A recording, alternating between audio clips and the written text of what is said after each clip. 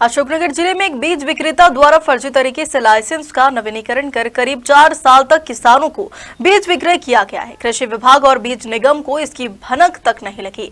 जब एक जागरूक नागरिक ने इस फर्जी लाइसेंस धारी का भांडाफोड़ कर दिया तो भी अधिकारी उक्त संस्था पर कार्रवाई नहीं करा पा रहे हैं। राजकुमार अरोड़ा द्वारा इस संबंध में कृषि विभाग, बीज निगम, एसडीएम आदि को शिकायत की गई थी, जिसमें उन्होंने कहा था कि मेंसर्स एग्रो सीड एंड बायोटेक द्वारा फर्जी लाइसेंस लगाकर 4 वर्षों से प्रमाणित बीज उत्पादन करने और उसका विक्रय करने का कार्य किया जा रहा है, जबकि उपरोक्त संस्था को संभागीय कार्यालय से 31 मार्च 2019 तक का ही लाइसेंस दिया था। इसके बाद बीज लाइसेंस नवीनीकरण का कोई रिकॉर्ड उपलब्ध नहीं है। विभागीय अधिकारियों के संज्ञान में मामला होने के बाद भी अभी तक दोषियों पर कार्रवाई नहीं हुई, जबकि जांच में फर्जी तरीके से लाइसेंस होने के बाद सामने आ चुकी है। हालांकि अब मामला मीडिया के संज्ञान में आने के बाद अधिकारी कार्रवाई की बात जरूर कर रहे हैं। सर क्या शुभ नाम है आप?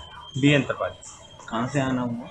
ग्वालियर की ये सर जो बीज प्रमाणीकरण संस्था का एग्रो सीड्स के नाम से एक लाइसेंस जारी हुआ था 2017 में, जो कि 19 तक के लिए वैलिड था।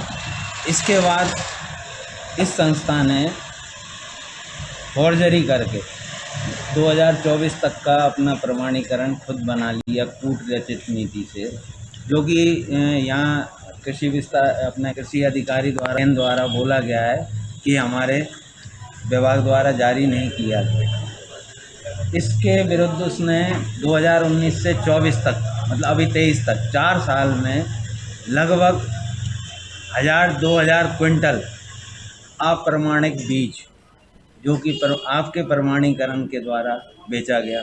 इसमें कौन कौन लोग संलिप्त है और इनके विरुद्ध क्या कार्रवाई करने जा रहे हैं?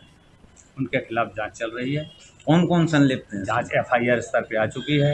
बीज जो भी था उनका वो प्रतिबंधित किया जा चुका है। 15/10 का पत्र शिकायतकर्ता का था। 15/10 के बाद 16/10 को ही संज्ञान में इस पत्र को लाया गया। 18/10 को जैसे ही संज्ञान में आया कि इनका जो है लाइसेंस फर्जी है, डीडीए साहब से जांच कमेटी कराई गई। जांच कमेटी में क्लियर हो गया। उसकी सूचना तत्काल मुख्यालय भोपाल को दी गई। भोपाल से आदेश पारित हो गया। इनके लाइसेंस निलंबित कर दिए गए हैं बीज उत्पादक संघ के। इनका जो बीज था वो भी जो है ईसीएन का कोई भी पैक नहीं हुआ, वहीं रोक दिया गया। 16/10 के बाद कोई भी बीज उनका एक भी दाना पैक नहीं हुआ। श्रीमान 16/10 के बाद 15/10 को शिकायत हुई थी। अब इसके बाद जो अगली कार्रवाई है उसमें वो एफआईआर दर्ज के लिए आदेश भोपाल से हुआ है। कौन कौन लोग संलिप्त हैं इसमें, उनके नाम बताएं ना आप। नहीं, संलिप्त तो 2 शिकायत संस्थाओं की गई, अनुष्का सीड्स और अनुष्का सीड्स का जो प्रोपराइटर कोई मैडम है, नाम नहीं है उनका। नाम उनका है शायद विमलेश सिंह या विमल सिंह, ऐसा कुछ नाम लिखा हुआ है। उनका कब से कब तक का था? उनके भी लाइसेंस वही 21 से चालू हुए हैं। 21? हाँ, 21 से जो पेपर से। और जो एफआईआर के लिए आदेश कब हो गया था? मतलब एफआईआर के लिए पेपर सब ने 4/11 को लगा दिया था। 4/11 को पेपर लग चुका है। एसपी और पीआई साहब का पेपर लग चुके हैं। नहीं, एग्रो सीड्स वालों के क्या क्या नाम? एग्रो सीड्स के गजेंद्र सिंह है। गजेंद्र, हाँ, दोनों के खिलाफ एफआईआर। अब मेरे को एक बात बताएं कि आपके बीज निगम के एक अधिकारी यहाँ रहते हैं, मिस्टर राजावत, ठीक है, जो कि उन्हीं के द्वारा सैंपल पास किया जाता है, ठीक है, जो 4 साल में उन्होंने 10,000, 20,000, 1 लाख बोरी जो भी उन्होंने बेचा, इससे राजस्व की हानि हुई कि नहीं हुई? जब 4 साल तक किसी को पता ही नहीं था, पता जब आपको पता तभी तो आपने शिकायत में लाए। जब शिकायत में लाए तभी से विवेचना चालू होगी। अब 4 साल के पहले जो अधिकारी रहे, जिन्होंने जो कार्य किया, उसकी विवेचना पृथक से होगी। शिकायतकर्ता कौन थे? शिकायतकर्ता राजकुमार अरोड़ा। ये sir agro seed and biotech company का फर्जी प्रमाण पत्र का जो एक मामला आया है जी, ये किस तरह का मामला और क्या इसमें कार्रवाई की जा रही है और इसके संचालक कौन थे? दरअसल क्या है कि यहाँ पे एक जो एग्रो सीड्स है उसका एक मैटर संज्ञान में आया। ये लोग क्या बीज उत्पादन का कार्यक्रम लेते हैं और संभागीय बीज प्रमाणीकरण अधिकारी ग्वालियर में इनका रजिस्ट्रेशन होता है और बीज उत्पादन कार्यक्रम का जो लाइसेंस है उप संचालक कृषि कार्यालय से जारी होता है। संभागीय बीज प्रमाणीकरण अधिकारी के द्वारा हमसे पत्र के माध्यम से पूछा गया था कि ये जो लाइसेंस जारी किए गए हैं ये सही है क्या। तो मैंने जब अपने रिकॉर्ड में यहाँ पर लिखवाया तो ये पाया गया कि वो लाइसेंस यहाँ से जारी नहीं हुए थे। और फिर उसके बाद एक कमेटी भी बनाई गई है, तो उसमें ये आया है कि वो कूट रचित तरीके से उन्होंने, जो संस्थापक हैं उसके कौन है?